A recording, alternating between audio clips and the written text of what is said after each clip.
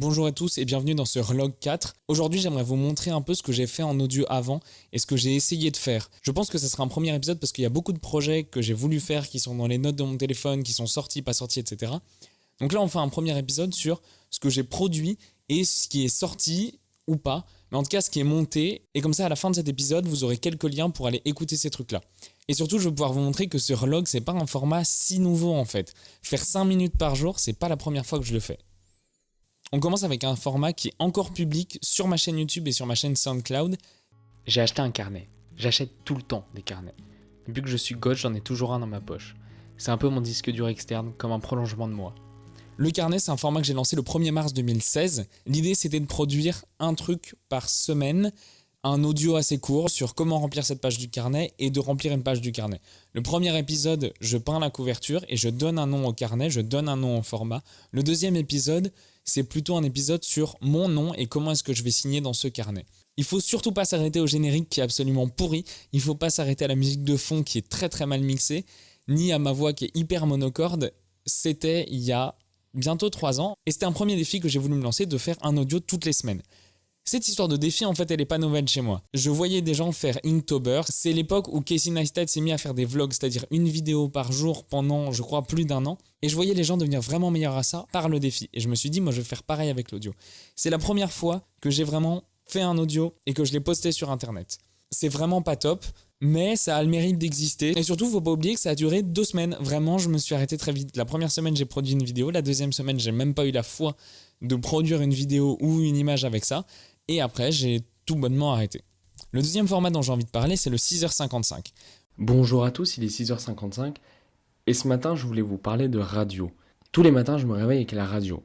J'ai mon téléphone qui sonne d'un côté, mais j'ai aussi On est en août 2016 pour le premier épisode.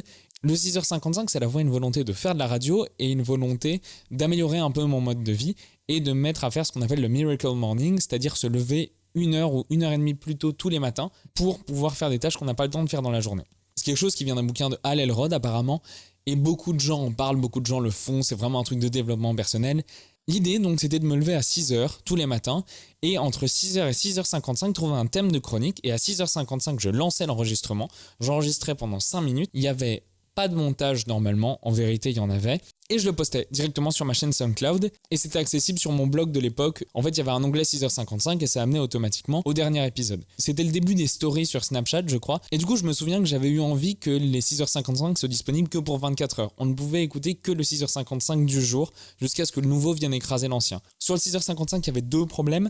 Le premier, c'était peut-être que le format était trop contraignant et du coup, j'ai pas pu être hyper créatif dessus. Et le deuxième, c'est que j'en ai parlé à personne. Et du coup, les gens allaient pas me dire c'est bien ou c'est pas bien. Et c'est pour ça aujourd'hui que j'en suis à faire le Vlog 4, c'est parce que j'en ai parlé à des gens. Le 6h55, c'était un défi que pour moi. Et du coup, ça a vraiment très peu marché. Et le dernier format dont j'aimerais vous parler, c'est le micrologue. Bonjour et bienvenue dans ce premier épisode du Micrologue, un podcast audio où je vous parle de ce qui me fait kiffer. Un peu comme dans un vlog mais avec un micro. Ouais, je sais, je fais des études supérieures. En novembre 2017, j'étais en stage à Paris, j'avais beaucoup plus de temps pour moi. Et donc, je voulais faire l'exercice que je suis en train de faire actuellement, c'est-à-dire prendre le temps de produire de l'audio. Le micrologue, c'était un prétexte et c'était pas un format. C'est exactement comme le vlog. Je crois quand même que je voulais faire un truc déjà un peu plus éditorial. Et le seul format du micrologue qui est terminé et qui n'a jamais été posté, c'est un épisode qui est intégralement écrit. C'est une interview d'un personnage fictif qui s'appelle Monsieur Flap. Et je l'ai réécouté l'autre jour et en fait, je ne comprends pas pourquoi je ne l'ai pas sorti. Cet épisode est pas mal en vérité. Il y a eu du taf dessus, ma voix est déjà beaucoup plus posée, le mixage est déjà un peu mieux et je n'en ai rien fait. Je sais que je l'ai envoyé à une pote, Louise, qui m'a dit « c'est pas mal, il faudrait changer peut-être un peu ce truc et machin, mais sinon c'est vraiment pas mal ». Le 12 mars 2018, donc c'est-à-dire 5 mois après, elle m'envoie un message pour me demander si je vais sortir mon podcast sur Monsieur Flap. Et je lui ai répondu « Ah tiens, j'avais oublié que j'avais fait ça, maybe ». Et c'est tout.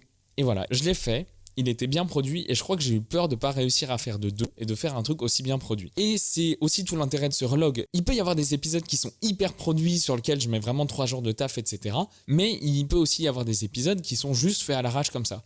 Bon, je pense que je ferai un autre épisode archive dans lequel j'irai dans les notes de mon téléphone pour un peu dénicher des vieux projets et des vieux trucs que j'avais envie de faire. Merci d'avoir écouté le Vlog 4. On se retrouve demain pour le Vlog 5.